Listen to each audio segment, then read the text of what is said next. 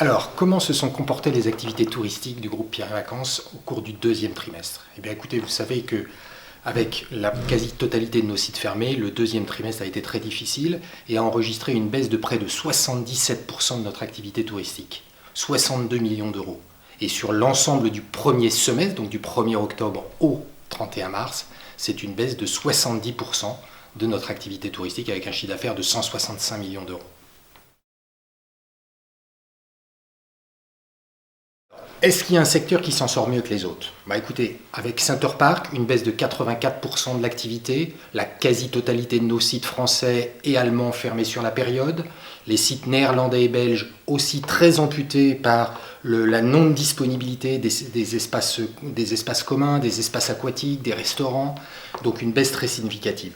Côté Pierre et Vacances, tourisme, là aussi, une saison malheureusement très pénalisée par la fermeture des remontées mécaniques sur la saison hiver. Nous avons réouvert la moitié de nos résidences à partir de la mi-février, mais avec des taux d'occupation de l'ordre de 20 à 30%, et donc encore une fois très pénalisé puisqu'on a une baisse très significative de notre activité. Enfin, le périmètre Adagio pour lequel seul un tiers des résidences étaient fermées, mais qui souffre cruellement du manque de clientèle corporate, du manque de clientèle business, et de la clientèle internationale totalement absente sur les grandes métropoles européennes. Donc Adagio enregistre une baisse de près de 60%. Alors la France est-elle à l'image des autres pays européens? Alors en France, vous savez qu'on a fermé nos sites depuis le 2 avril, période de nouveau confinement, avec des perspectives de réouverture qu'on maîtrise encore mal. En Allemagne, en revanche, ça a fermé depuis début novembre, et là, pour l'instant, aucun site n'a ouvert sur toute la période. Aux Pays-Bas, c'est un petit peu différent puisqu'on a bénéficié d'une ouverture, on avait d'autorisation d'ouverture. En revanche, pas d'autorisation sur les espaces aquatiques, nos fameux aquamundo, pas d'autorisation sur les restaurants, sur les activités indoor. Donc une activité très amputée.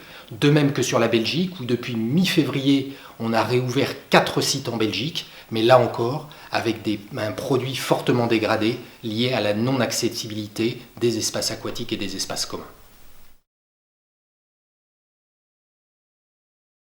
Alors quelles sont nos perspectives pour le second semestre? Second semestre qui commence le 1er avril puisqu'on est en exercice décalé.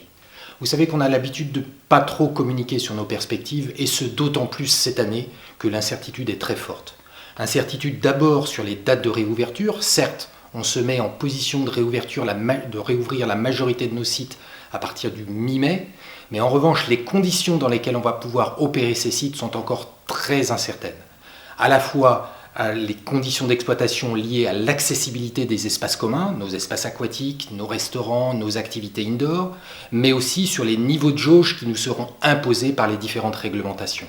Ce dont on est sûr, c'est que si c'est comme l'année dernière, où on a eu un excellent mois de juillet et mois d'août l'année dernière, quasiment équivalent sur l'ensemble de nos destinations à l'exercice 2019, exercice quasi normal, on a un produit adapté, un tourisme de proximité, des protocoles sanitaires adaptés, et donc nous pensons que l'été peut être très prometteur.